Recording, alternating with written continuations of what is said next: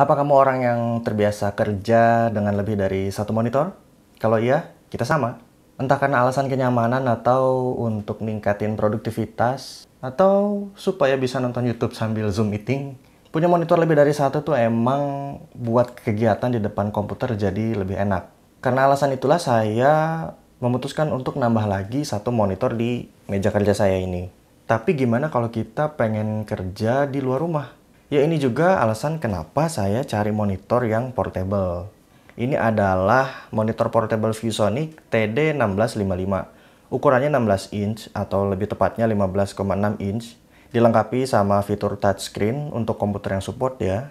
Dan dia juga bisa connect ke HP via Type-C.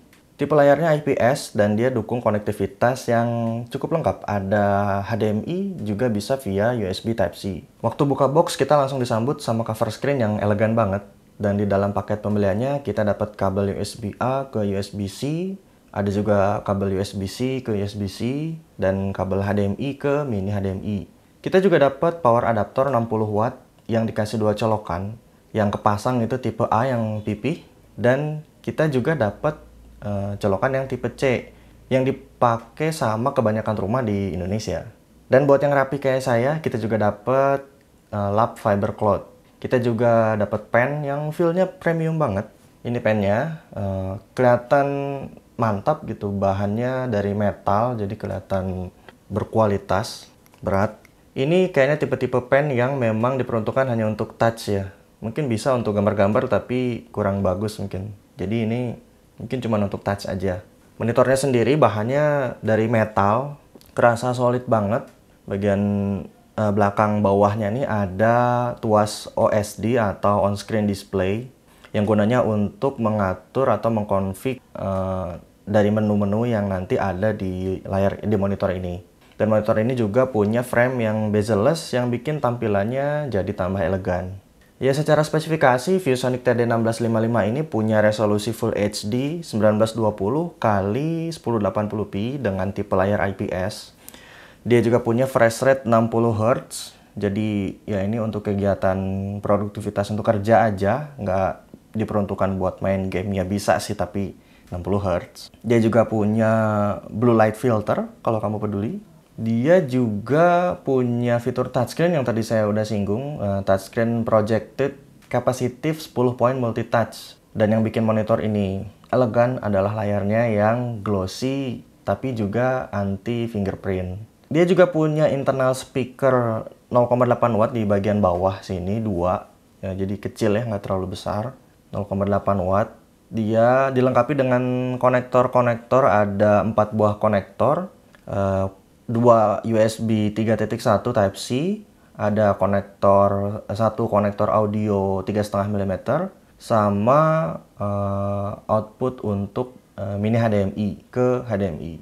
Berdasarkan websitenya ViewSonic, monitor ini tuh punya konsumsi daya maksimum di 8,3 watt. Lantas kenapa kita dikasih adaptor yang 60 watt? Saya jelasin nanti. Spesifikasi teknis lebih detailnya kamu bisa lihat langsung di websitenya ViewSonic. Atau kalau saya lebih suka lihat-lihat channel review kayak GTID karena penjelasannya tuh cukup rinci dan gampang dimengerti. Dan ini tampilannya waktu kita taruh di meja. Di covernya itu disediakan guide untuk berdiriin monitornya, di mana ada garis-garisnya supaya kita bisa meletakkan monitornya sama ujung hinge-nya. Just in case kalau media atau meja yang kita pakai itu licin gitu. Jadi kamu bisa pakai covernya sebagai alas supaya nggak licin. Monitor ini juga bisa diberdiriin dengan mode landscape kayak gini, atau dia juga bisa diberdiriin dengan posisi portrait kayak gini nih. Nah, biasanya posisi-posisi ini cocok buat kamu yang suka ngelihat teks panjang gitu. Ya, kalau lebar kan sakit matanya, nggak nyampe gitu.